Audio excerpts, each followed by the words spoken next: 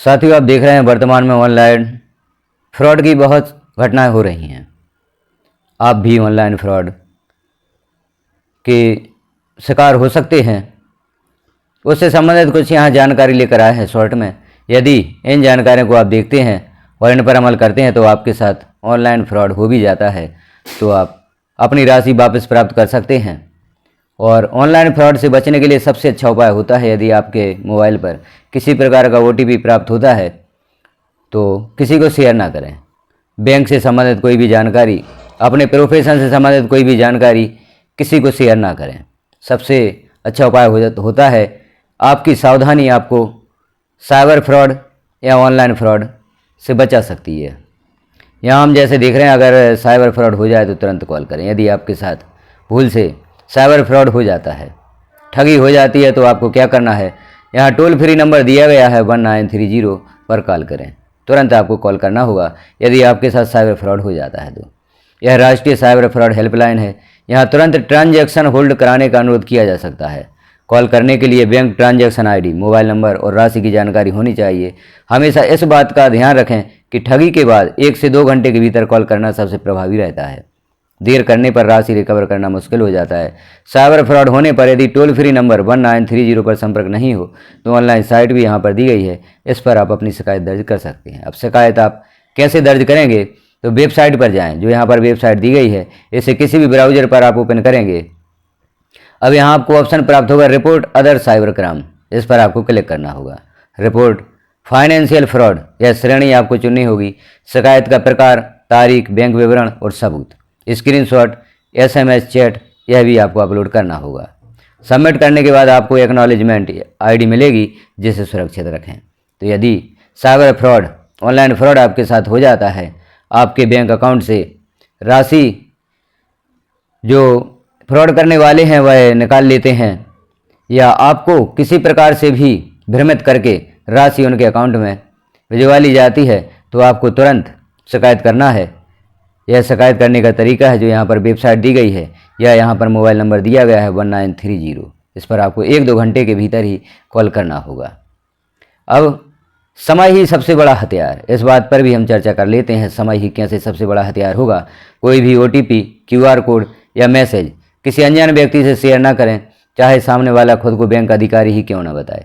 केवल आधिकारिक वेबसाइट या ऐप के जरिए ही बुकिंग या भुगतान करें। यदि साइबर फ्रॉड हो तो ऐसी घटनाओं में समय ही सबसे बड़ा हथियार है। घटना के तुरंत बाद यदि 2 घंटे के भीतर शिकायत दर्ज की जाती है तो ठगी गई राशि को ट्रेस और फ्रीज करना संभव होता है। रुपयों की वापसी गारंटी उस स्थिति में कम हो जाती है जब आरोपी किसी ATM से रुपये निकाल लें। तो इस प्रकार से आप साइबर फ्रॉड से बच सकते हैं। और साइबर फ्रॉड यदि आपके साथ हो जाता है तो आप अपनी राशि वापस प्राप्त कर सकते हैं। साइबर फ्रॉड की घटनाएं वर्तमान में बहुत हो रही हैं। आपका मोबाइल नंबर कहीं से भी प्राप्त कर लिया जाता है, आपका Gmail कहीं से भी प्राप्त कर लिया जाता है और उसे हैक कर लिया जाता है। आप चाहते हैं आपका Gmail हैक ना हो, आपका WhatsApp हैक ना हो, मोबाइल हैक ना हो, तो Gmail जो आपका होता है उसका 2 स्टेप वेरिफिकेशन करके रखें। 2 स्टेप वेरिफिकेशन यदि आप करते हैं तो आपका Gmail भी कभी कोई हैक नहीं कर सकता। अब 2 स्टेप वेरिफिकेशन किस प्रकार से होता है उसे हम वीडियो के अगले भाग में देखेंगे। आगे इस प्रकार की जानकारी भी आपको दी जाएगी कि आप अपने Gmail को कैसे सुरक्षित रख सकते हैं।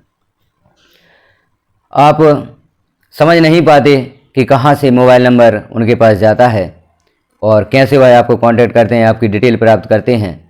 तो आपके मोबाइल नंबर कई जगह दिए होते हैं, तो कहीं से भी जो साइबर फ्रॉड होता है वह नंबर प्राप्त कर लेते हैं, आपसे कांटेक्ट करते हैं, आपको कई प्रकार से डराते धमकाते हैं पुलिस अधिकारी बनकर, या आप जिस विभाग में कार्यरत हैं उस विभाग के अधिकारी बनकर आपके पास कॉल आता है। तो सबसे पहला उपाय तो यह है कि आप किसी भी अननोन कॉल को ना उठाएं।